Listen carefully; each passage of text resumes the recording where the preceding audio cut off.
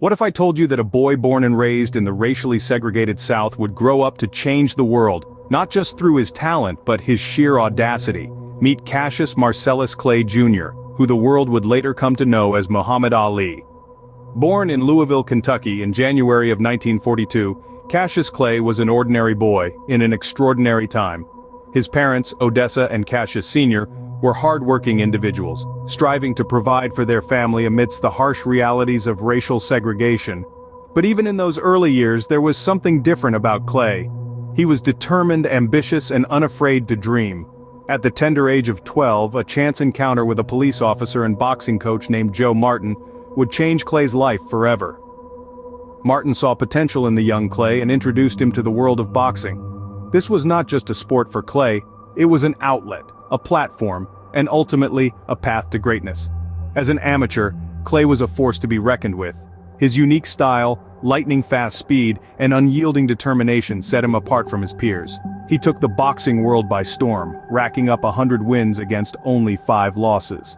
Then came the Summer Olympics of 1960 in Rome. A 22-year-old Clay stood tall on the global stage, bringing home the gold medal in the light heavyweight division. It was a triumphant moment that resonated far beyond the boxing ring. It was a victory for an underdog, a beacon of hope for those struggling against the odds, and a testament to the power of dreams. A young man with a gold medal and a dream, Cassius Clay was ready to take on the world, but he was just getting started. In a time when athletes were expected to be silent, one man dared to be loud. Cassius Clay was not just a boxer, but a force of nature. As Clay's professional boxing career kicked off, he swiftly became known for his unique style both in and out of the ring. His flamboyant approach, quick wit, and poetic trash talk were as much a part of his persona as his lightning-fast footwork and powerful punches. He was a showman, and the world was his stage. Yet beneath the bravado and behind the gloves, Clay was undergoing a profound personal transformation, one that would shape not only his career, but also the course of history. In 1964, following his victory over Sonny Liston, Clay shocked the world by announcing his conversion to Islam. It was a decision that would have profound implications for his life and legacy. He renounced his slave name and became Muhammad Ali. Ali's battle with Liston was a pivotal moment in his rise to prominence. The fight was a spectacle, and Ali, a massive underdog, was not expected to win. But he did, and in doing so he became the youngest boxer to take the heavyweight title from a reigning champion, a record he held until Mike Tyson broke it 22 years later. Yet it wasn't just Ali's victory that was memorable. It was his performance in the ring, his speed, his agility, his ability to float like a butterfly and sting like a bee. And it was his words before the fight, his bravado, his confidence, his predictions of victory, that set him apart from other boxers. He wasn't just fighting his opponents, he was outsmarting them, out-talking them, outperforming them. But the win against Liston was just the beginning.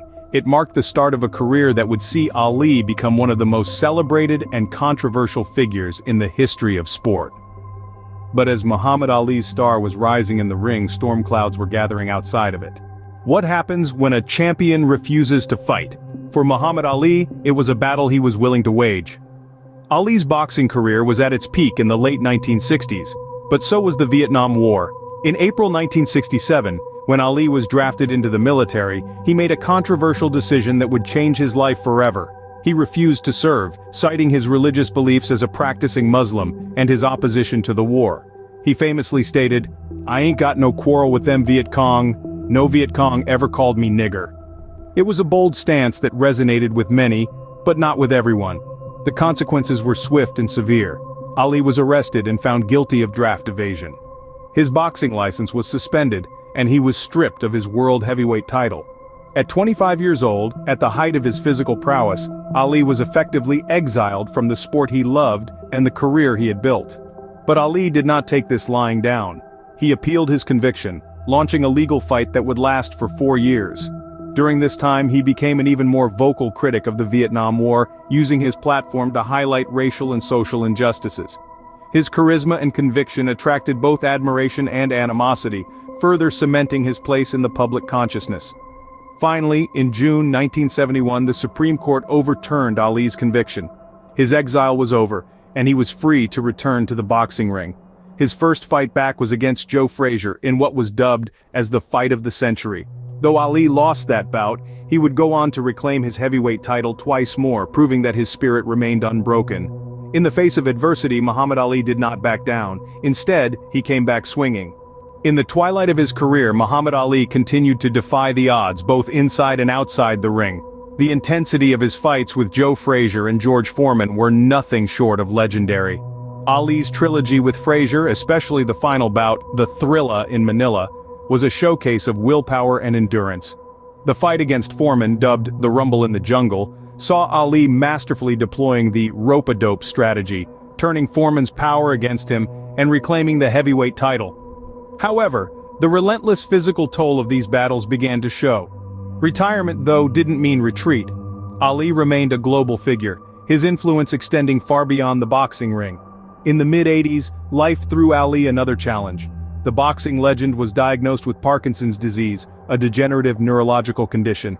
His life, both in and out of the ring, was a testament to his belief that the measure of a person lies not in their victories, but in what they do when they've been defeated. Even as his health declined, Muhammad Ali's spirit remained unbroken. He was a fighter, through and through.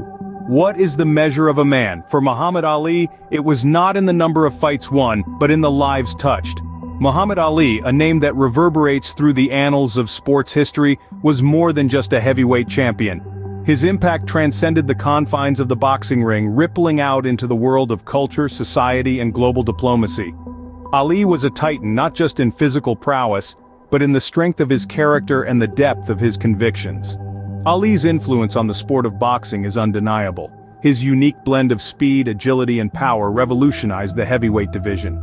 He was a graceful dancer in the ring, a poet with his fists, and his unorthodox style left a lasting imprint on the sport. But Ali's impact didn't stop at the ropes of the boxing ring. His charisma, his wit, his defiance in the face of adversity, these qualities resonated with people all over the world.